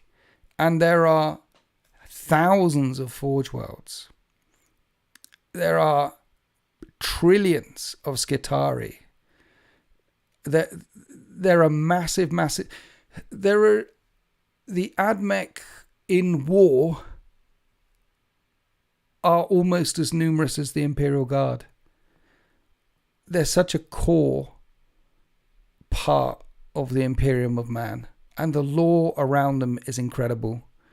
The backstory is incredible. The miniatures are amazing, except for the guy on stilts. The 30k chunky cybernetic stuff is amazing. The Michelangelo, Leonardo, Da Vinci weird constructs that they have in 40k are amazing. See, the Admech, they know that older is better. So they look back in time to see the oldest versions of weapons there ever were. And so they see guns and they see pictures in books and things that they are able to find with their techno-archaeologists that show that the very oldest guns they find were made of wood. So therefore they were better. So they make guns of wood. They make the rifles out of wood stock with wire copper microcircuitry in that fire radiation rounds out of polished wood. Why on earth in the 41st millennium are they making pistols out of wood? Because old is better, and the oldest pictures they can find show wood. Why are they making a hovercraft? Well, because the oldest, you know what I mean? The bat-winged fly creature thing. Why that? Because those are the oldest pictures they can find. That's how screwed they are in the brain. And that's why they bring these marvelous contraptions to life. But it isn't expressed well enough in the Codex for newcomers to understand why they look the way they do. They just think it's weird. And the rules aren't written by people who understand the lore of Mechanicum enough to make the lore come to life, which is there should be in the Mechanicum Codex, whatever edition it is, Horde Mechanicum. Back when the Codex was when they first released it, like we're going to get releasing of Emperor's Children at some point this year, you better believe the first pass of the Emperor's Children Codex will be fairly lore accurate. The people who've helped bring the Emperor's Children to life from the depths of Games Workshop are the people who really like Emperor's Children, who they probably fought over the project. Like, I really want to sculpt the models. I really want to write the rules for it. I really want to... The people who really want it are on it. In the same way as the World Eaters Codex and stuff like that. In the same way that the lore for the Leagues of Votan, they didn't screw it up. The lore for the Leagues of Votan and why it's undiscovered and why they were unconquered, they knocked that one out of the park as well, which surprised me, surprised a lot of people. And the lore and the book for the Mechanicum and the Cult Mechanicus when it first came out was pretty accurate, was pretty damn good. And you could bring Horde, you could bring Skitarian units of 20, you can bring all the... They were there, the Rangers in units of 20. You could bring Onaga Dune Walkers in squadrons of up to 3. And then since then, it's been whoever's been writing it in 9th edition, 10th edition, the lore and the rules, and do not understand what made it sing in the first place and why the Mechanicus is constructed in the way it is, why their weaponry and units should function in the way that they should function. And it doesn't feel like Mechanicus, and it hasn't felt like Mechanicus for a very, very long time. And if you're a Mechanicus fan and you've read Mechanicum by Graham McNeil and you want to rush off and bring a 40k army to life on the 41st, you're not. I wonder who's playing Mechanicus these days. Just people who like the look of the models and I don't know. It's I like those models. They look weird and kooky, and cyborgs in space look kooky. I'm going to play them.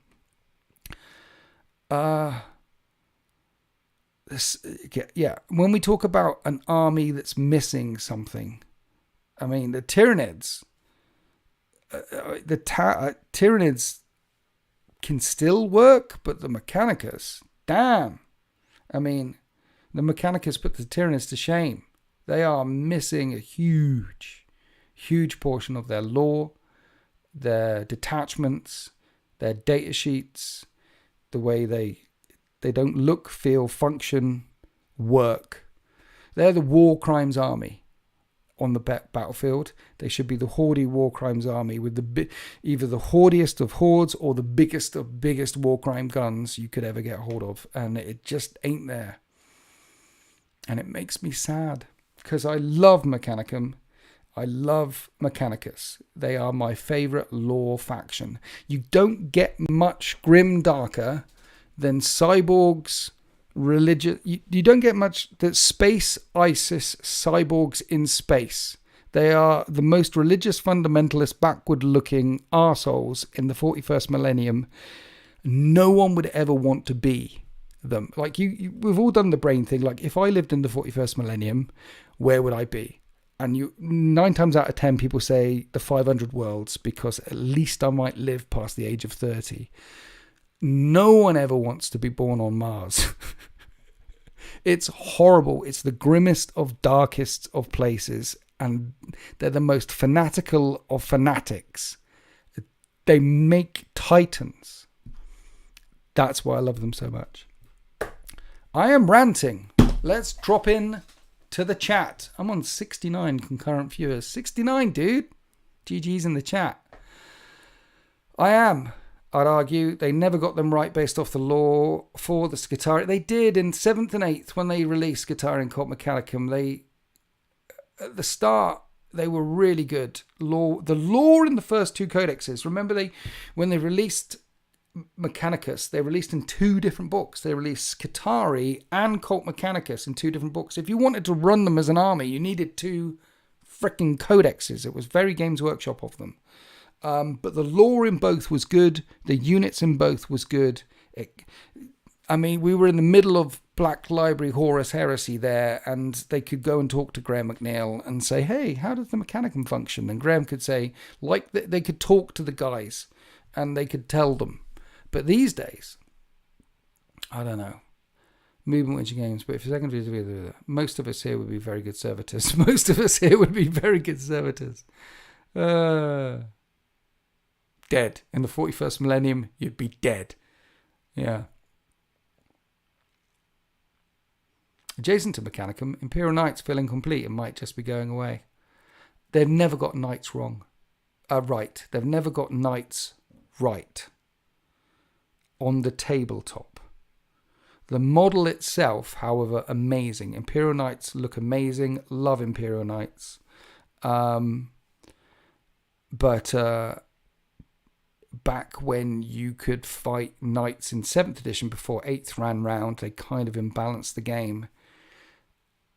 Knights are a problem because when you turn up with 5, 6, 7 models and you lose 3 of them, 4 of them in a couple of turns, then you've lost. You've lost big. But if you don't kill 3 or 4 of them in the first couple of turns, then you're going to lose big. Knights have always won big or lost big. Generally speaking, always win big or lose big. There's no in between with Knights.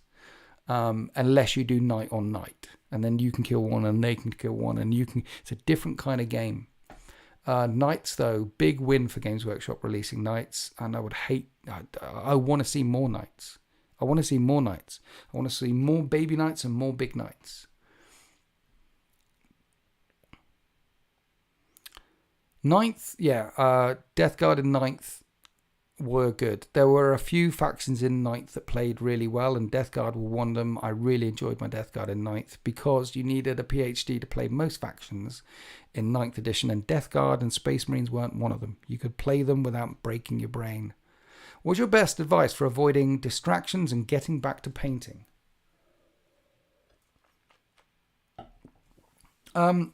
First up, it's supposed to be a hobby and you're supposed to enjoy it. So don't feel overwhelmed and don't feel obligated that you've got these things and you have to do it. If you don't want to do it, don't do it. Go and do something else. But the best piece of advice I can give you is get a series of battle reports up on your phone that you want to watch from a content creator, or some lore from, say, Luton that you want to listen to on your phone, or get Audible and get the Gaunt's Ghosts series or the Eisenhorn series from Black Library on Audible. That's what I've been doing recently. Is like I'm listening to Eisenhorn. I've read Eisenhorn a bunch of times, read Ravenor a bunch of times, but I'm on halfway through book 2 of Eisenhorn right now. So I've got Eisenhorn on my phone and setting some time aside in the evening to listen to either a battle report, some lore, or some Audible. That's what I would advise. Get Audible, get Eisenhorn. After a couple of chapters in, you'll want to keep going. So Tuesday might be your painting day, or Wednesday might be your painting day, and you put your Audible on, and you're sat there listening to your Audible. You're gonna pick up a brush. You're gonna start painting. Audible is best for painting, says Joseph True. Yeah. Yo homie, Sullivan. Best game I ever had was All Knights in 8th. The final 3 nights died to multiple. Yeah, I've had deadly demises blowing up. There was one battle report with Steve Not Rob where he shot a knight which blew up, which fell into another knight and caused that one to blow up, which fell into a third one and injured it and took it down to a couple of hull points at the end of 7th. That one was on the channel. We're looking about 9 years ago now, or 8 years ago now. But we had a chain reaction from one knight to another knight to crippling a third one with one shot. It was glorious. that could happen back in the day. So, is there a possibility of a game between Winters and Sultan with flyers only? No. That would be horrible. Plus, I've got flyers only. I've got like 5 Astra Militarum flyers. Space Marine wise, I've got 1, 2, 3, 4, 5, 6 Space Marine flyers that I could use for the 13th. So how many points is that? Like 1,000? Scoring, it's no. See, when it comes down to, no. I want to play the games I want to play. And just aircraft across the table doesn't sound like fun to me. I mean, it might be. I could be wrong. But no. It sounds like... it sounds like it could go horribly wrong. It sounds like... I mean, again, flyer rules. They work in the context of playing a game, but if you took everything out of the game and just put the flyers in, 40k is hardly an aerial combat game. Because you can fly, you can shoot over your shoulder, you can do all... No. Might as well play Star Wars Legions. X-Wing or something. Yeah, if you're gonna... If you need to paint and projects Audible, Eisenhorn, Gaunt's Ghosts, or the entire Horus Heresy. That'll take you about 5-6 years. What else you got to live? Or what else you gonna do with your time? You're a 40k. You're in. You're here. You like the warhams. Listen to the Heresy. Thoughts on Heresy Knights? They seem legit apart from their low weapon skill. Heresy Knights are... If you play Knights in Heresy, Heresy.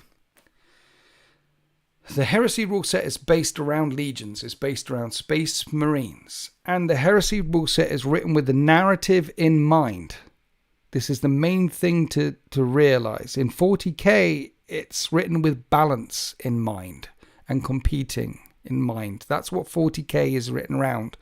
So generally speaking, if you bring X amount of points against X amount of points in 40k, it should be around, it should be balanced-ish. Now, I know it's not. I know there's good lists and I know there's bad lists. And I know there's experienced players and non-experienced players. And I know there's hot off the press stuff that Games Workshop want to push and shitty old models that have been around for 20 years. I know it's not. But generally speaking, that's what they pitched the 40k rule set to do, is balance. That's what they're aiming for. Heresy, they're not aiming for balance. They're aiming to create, and same with Old World, they're aiming to create a rule set that brings the narrative to life. So I don't care how many bolt guns you shoot at a Warlord Titan, 6s do not wound your Warlord Titan. I don't care how many AK-47s you shoot at a Challenger battle tank. You could have 10,000 orcs shooting 10,000 AK-47s at the Challenger battle tank. It will chip the paintwork, but it won't kill the tank. That's heresy. They literally have rules which say our weapons are useless, where X cannot wound Y.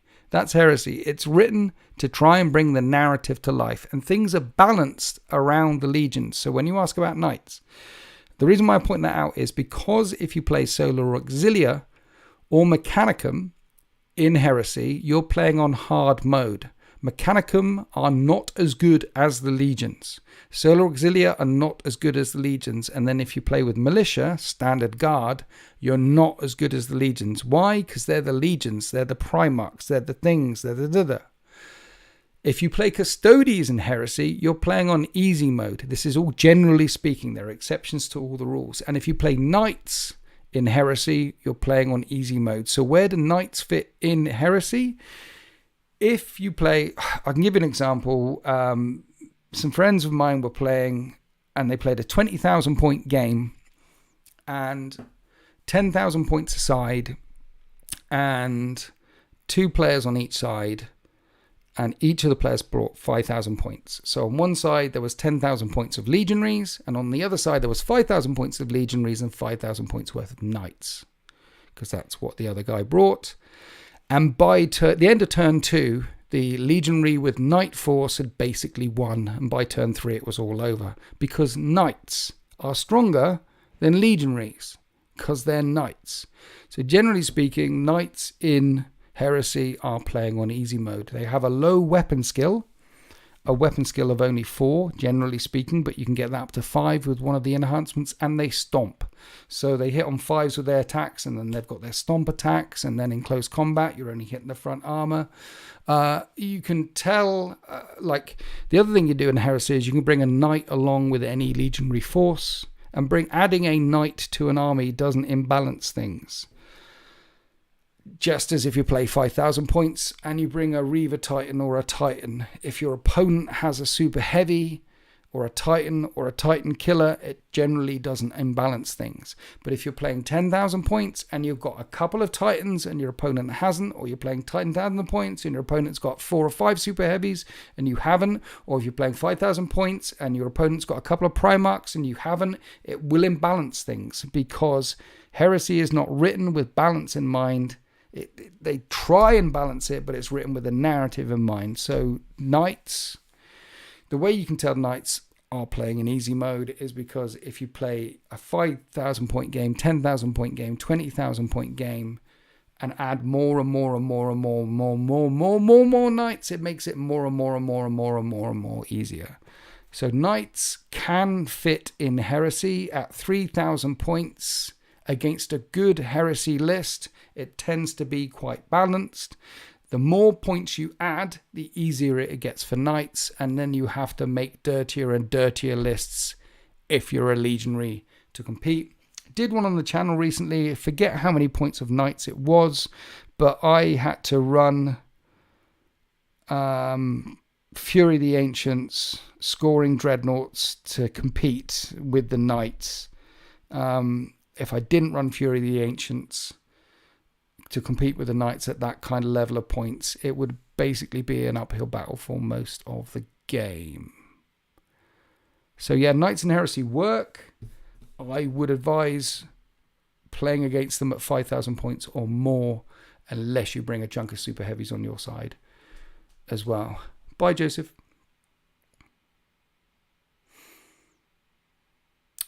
Where are we?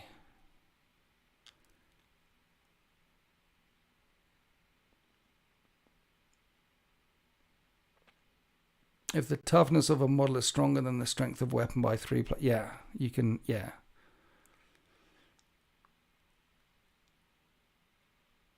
Sorry.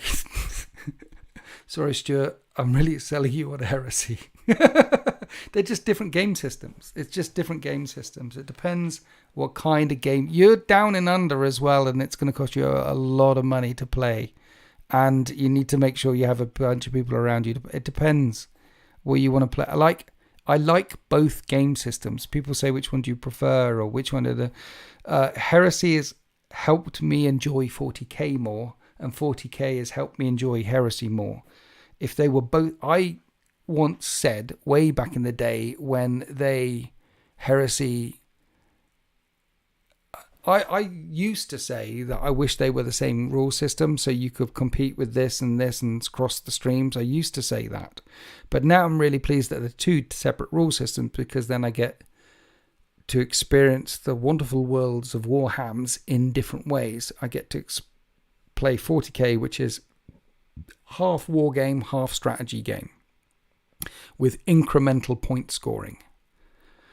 And I get to do lots of narrative things in 40k as well, and add my own spin to it, because 40k, even 10th edition, the rule set is so general, it allows you to build a lot of custom missions, a lot of custom rules into the rule set, and create things such as Squid Game or Winter's Wormhole or things like that. It's actually quite a flexible system. It's really good fun. So I'm pleased 40k has got this incremental thing, and it's flexible enough to allow me to play the game in lots of different ways. Heresy is completely different. Heresy is a war game. with armor facing values and pinning weaponry and explosions and heresy done right. The battle, the book, it feels like you're playing a Black Library novel. It really comes alive. So it's a different kind of experience. And I enjoy them both very, very much. Any new lore or story arc for the Eldar? Yeah, everybody dies. How do you start to build an army? Come up with a theme, then collect the models. How do you start to build an army? Do you come up with a theme, then collect models? Or shoot for a first list and then build from there? Never shoot for a list and build from there. Do not start. Okay. If you want to play competitively and you can paint really, really quickly, then aim for a list, go for it, get it painted, go. That's the way you should do it if you want to play competitively. If you want to go to a major, a super major, or a GT in your area and you want to compete at 40k, then shoot for a list, assemble it, 3 color minimum, go. That's what you're aiming for. But if you're talking about building an entire army, never, ever come at it with a list in mind. If you're building an entire army, buy, paint, and collect the models that you like the look of, because those models are going to be sat on your shelf in a decade's time, and you're going to look at them in a decade and go, I really like that model. I painted that myself.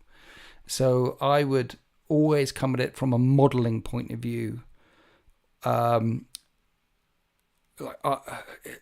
just like these models, so I'm going to add these models. Or I want a recon force, so I'm going to lean into the Phobos way of things. Or I like a Scion type of force, so I'm going to bring lots of Chimeras and Tauruxes with Scions in and some tanks in the backfield. Come at it from a collection point of view. What sort of collection do you want on your shelf in a couple of years' time? If you're building an army, come at it from a collector's point of view, rather than a list point of view.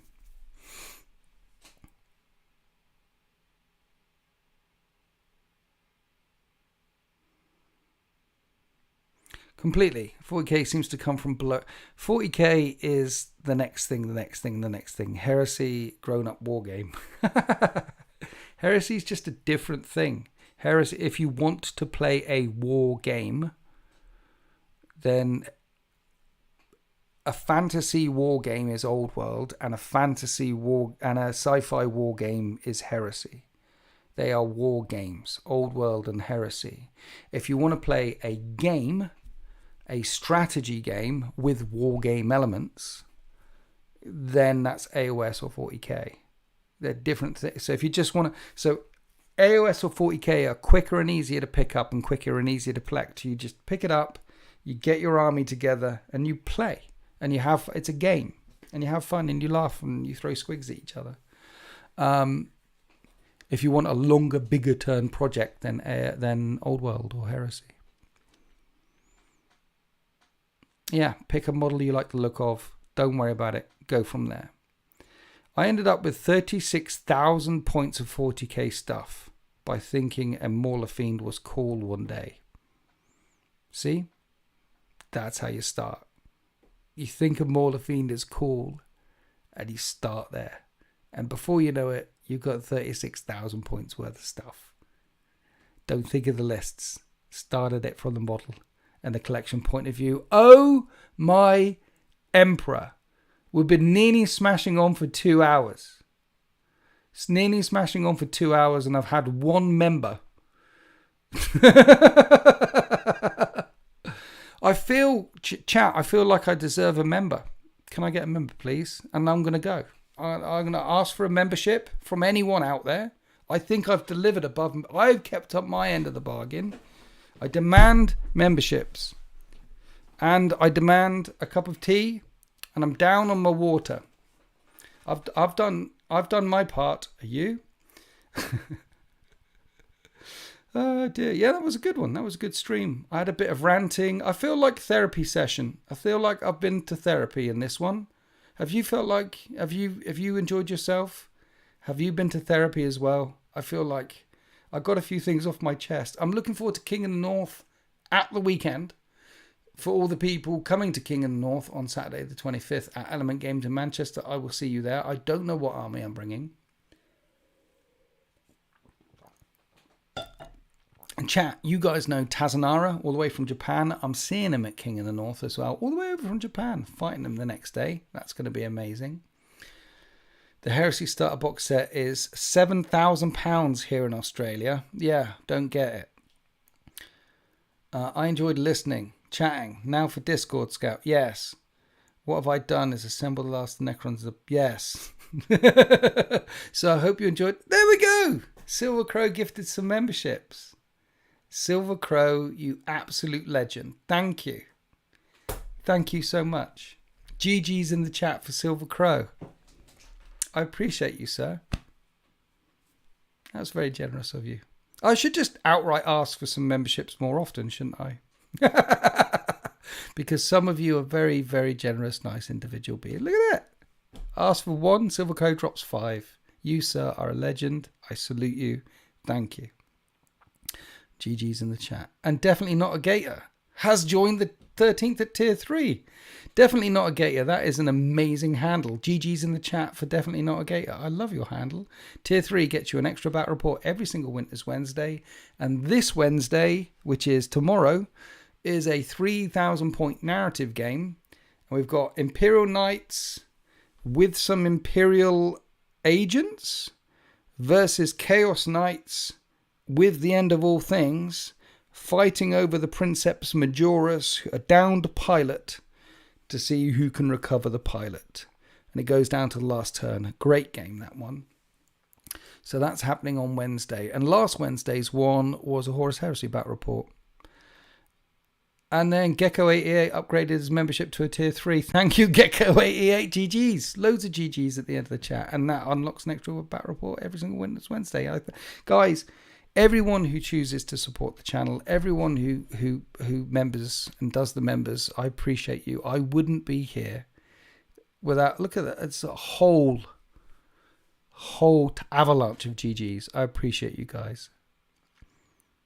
Thank you. Yeah, I wouldn't be here without your generosity, without your love, your support. I still can't believe I'm doing this. I'm an old man. And I play toy soldiers for a living. It's awesome. And it's all because of you. So thank you so much. I appreciate you. Love the reports. Salute you, good sir. I salute you too, sir. Thank you. And it's been a 2-hour stream, and I never do a 2-hour live stream. And I appreciate you. See you at the weekend too, Jackus Woods. And thank you, everyone. Thanks for the support at the end. Thank you. Thank you. Happy wargaming.